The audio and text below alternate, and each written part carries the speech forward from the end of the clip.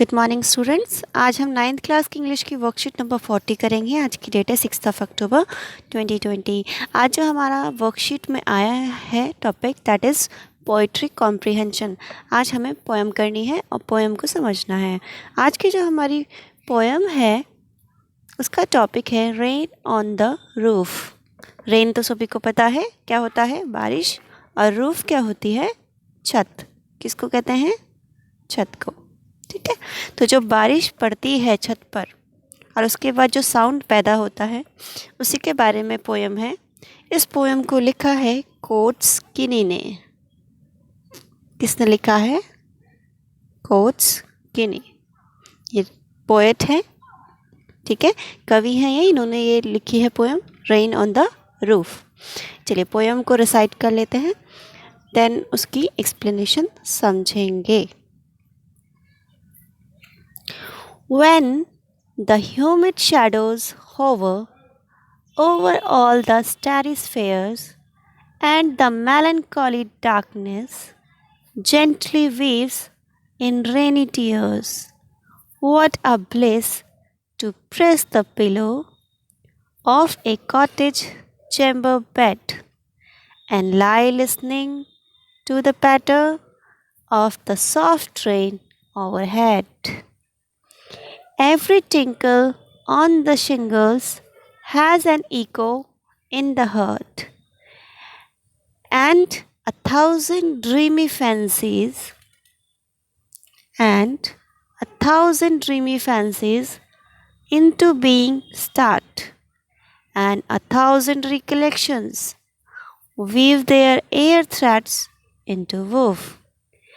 As I listen to the patter of the rain upon the roof, now in memory comes my mother, as she used to in years agone, to regard the darling dreamers, ere she left them till the dawn. Oh, I feel her fond look on me, as I listen to this refrain, which is played upon the singers by the patter of the rain. I hope आपको समझ में आया होगा। एक बार और recite करें।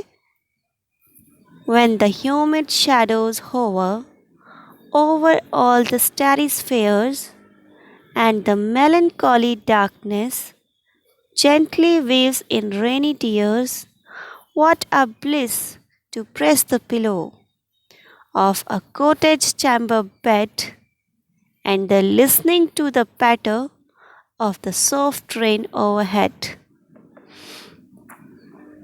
Every tinkle on the shingles has an echo in the heart, and a thousand dreamy fancies into being start, and a thousand recollections weave their air threads into woof, as I listen to the patter of the rain upon the roof.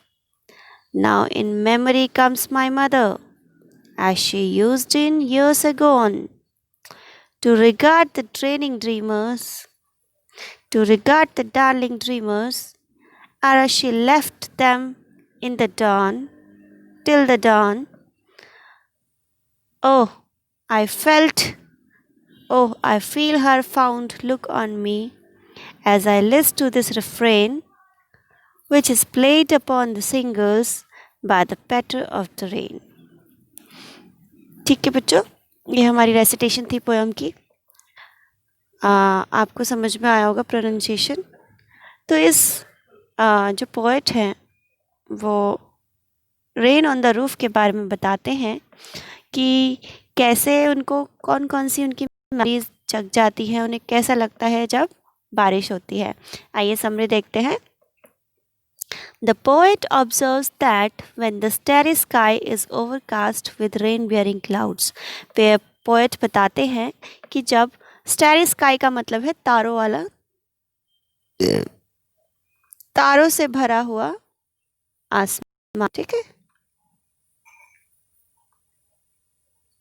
तारों से भरा आसमान, starry sky. Is overcast with rain bearing clouds. Overcast का मतलब जब आकाश में काले काले घने बादल जिनसे बारिश होती है ना। रेन बियरिंग क्लाउड्स का मतलब है कि जो बरसते हैं, जब इनसे भर जाता है, the sad darkness is filled with rain drops. तो जो डार्कनेस है उसके अंदर रेन ड्रॉप्स होती हैं। डार्कनेस किसको बोला गया है? ब्लैक क्लाउड्स को। ब्लैक क्लाउड्स के अंदर तो रेन ड्रॉप्स होती ही हैं, which are like gentle tears. वो आंसुओं को रेन ड्रॉप से यहाँ कंपेयर करते हैं कि जिस तरीके से आंसू निकलते हैं उस तरीके से रेन ड्रॉप्स आ रही हैं। It is a very pleasant, comforting and thrilling experience. वो बताते हैं कि ये इतना सुंदर अनुभव है, इतना आरामदायक अनुभव है, to lie in one's room with the head pressed on the pillow.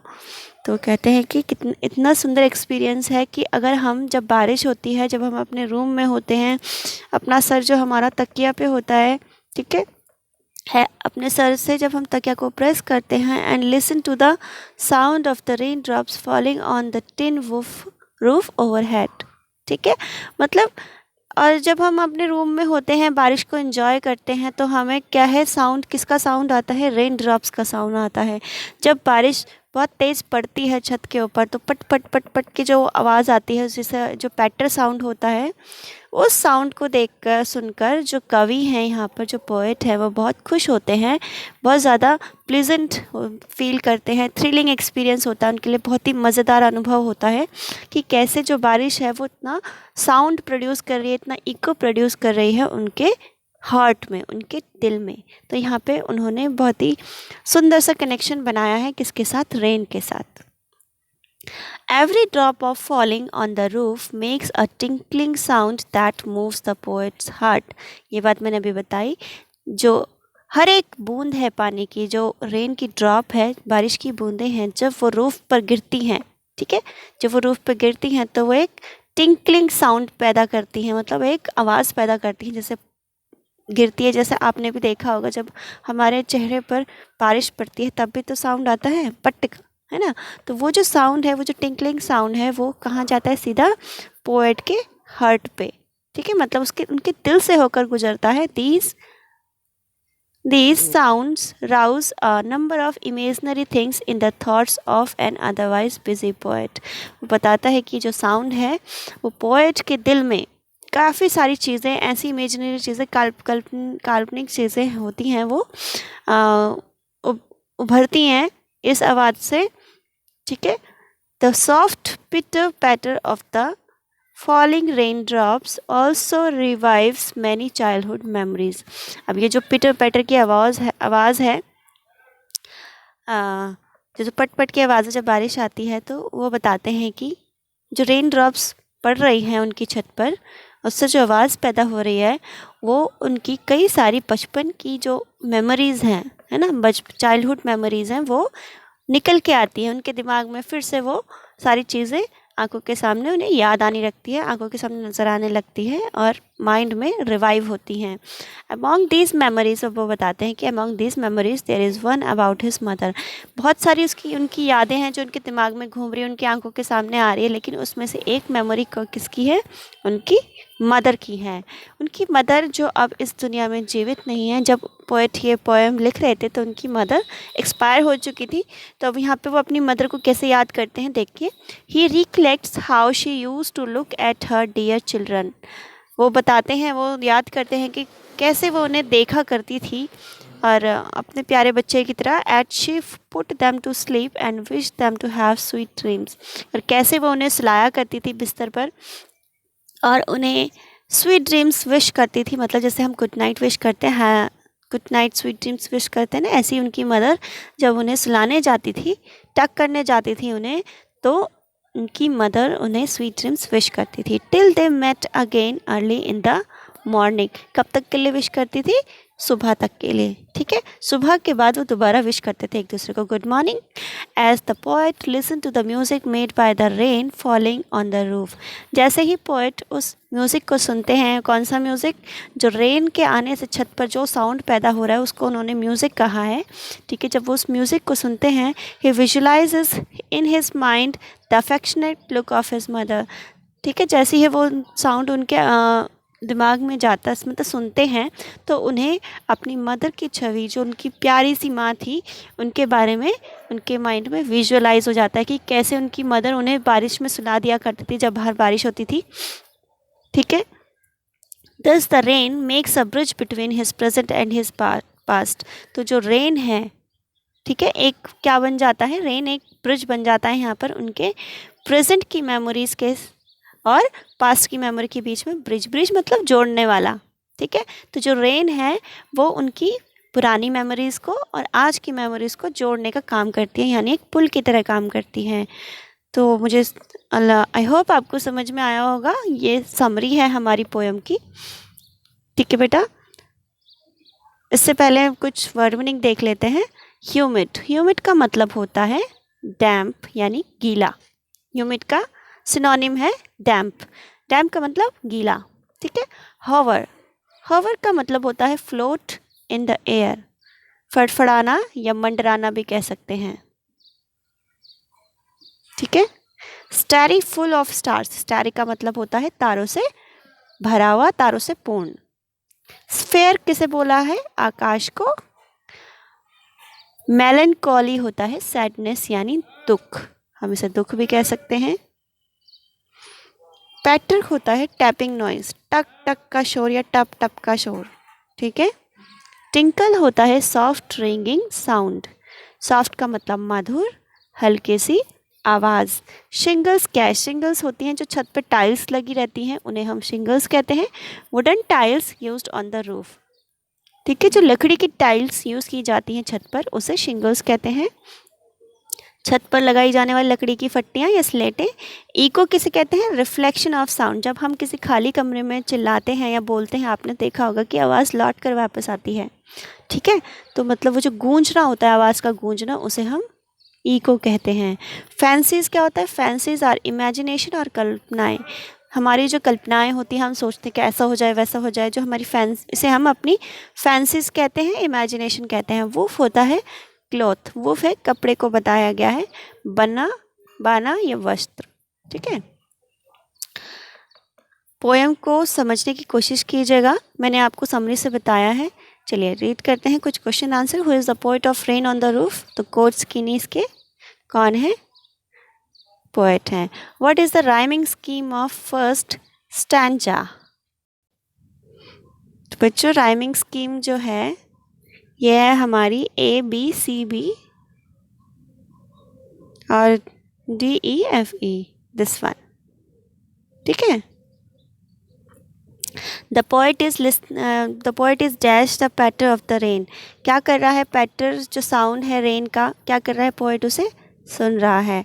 The sound of the rain brings thousands of memories to poet's mind, memories और इमेजिनेशन, तो दोनों आएगा बच्चों, वो इमेजिन भी कर रहा है, मेमोरीज कर रहा है, तो इसका थर्ड ऑप्शन सही है, memories for imagination both first and second. The sound of the rain also reminds the poet his mother looks at him fondly. ठीक है, फॉन्डली आएगा क्योंकि यहाँ पे हमें एडवर्ब यूज़ करना है, और फॉन्डली क्या है, एडवर्ब है। By the darling dreamers the poet is referring to the sleeping of day dreamers या फिर फैमिली आएगा बच्चे। ठीक है, family in the poem. How do you feel when it rains, आपको कैसा लगता है जब आप रेन होती है, तो आई होप सबको अच्छा ही महसूस होता होगा, किसी किसी को कभी कभी हो जाता है नहीं अच्छा लगता, तो यहाँ पर मैं हैप्पी लिख देती हूँ आपके लिए, लेकिन अगर आपको कोई और फीलिंग भी आती है रेन को देख कर, तो आप यहाँ पे लिख सकते हैं। ठीक है, एनी अदर पे टिक करके और नीचे अपनी फीलिंग बताएंगे। ओके, आंसर्स मैंने आपको बता दिए हैं। अब आपको क्या करना है, इस समरी को भी कॉपी में उतारना है और ये वर्ड मीनिंग भी आपको कॉपी में उतारने हैं। चलिए, done for today, thanks for watching. Worksheet को ढंग से कॉपी में कीजिएगा, अच्छी सुंदर राइटिंग में।